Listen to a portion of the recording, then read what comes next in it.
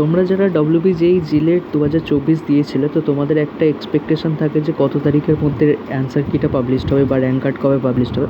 তো একটা expected video আমি তোমাকে করলাম, সেটা হচ্ছে দেখো, ডাউনলোড অ্যাডমিট কার্ড হয়েছিল তোমার 2023-এর, যেটা হচ্ছে 2 জুন। এবার আমাদের এক্সামটা ছিল 10ই জুন, ঠিক আছে, মানে 23-এর জিলেটের এক্সাম ছিল 10ই জুন। এবার তোমার অ্যান্সার কি বেরিয়েছিল 16 তারিখ। আমরা ধরে নাও 5 থেকে 6 দিনের মধ্যে তোমার অ্যান্সার কি বেরিয়ে গিয়েছিলো, ঠিক আছে।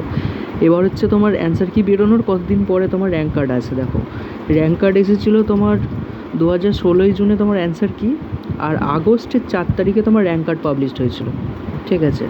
মানে আগস্টের 4 তারিখ, মানে ধরে নাও 1.5 মাস তোমার হাতে সময় থাকবে র্যাঙ্ক কার্ড, মানে সময় পাবে তুমি র্যাঙ্ক কার্ডের জন্য, তোমাকে ওয়েট করতে হবে অ্যাকচুয়ালি, ঠিক আছে। তারপরে তোমার 4ই আগস্ট তোমার হয়েছিল, আর রেজিস্ট্রেশন স্টার্ট হয়েছিল তোমার, কাউন্সেলিং রেজিস্ট্রেশন স্টার্ট হয়েছিল 25শে আগস্ট, মানে তোমার 20 দিন পর থেকে, 20-21 দিন পর থেকে।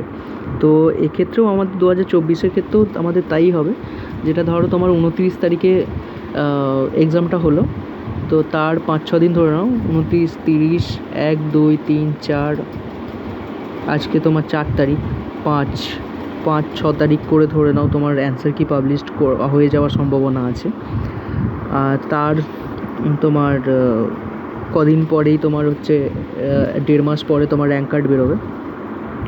তো এই ছিল তোমাদের একটা এক্সপেক্টেড একটা ডেট, ঠিক আছে। তারপরে এমনি তো অফিসিয়াল ভাবে তো নোটিশ দেবেই, আর আমি জাস্ট একটা এক্সপেক্টেড, যারা আমরা এক্সপেক্ট করছি একটা কিছু, যে কত তারিখের মধ্যে অ্যান্সার কি বেরোতে পারে, সেই জন্য আমি ভিডিওটা করলাম। তো এরকম ভিডিও যদি মানে এক্সপেক্টেড কিছু থাকে বা থাকে, আমি অবশ্যই পাবলিশ করব। তো তোমরা সাবস্ক্রাইব করে নিও। Thank you.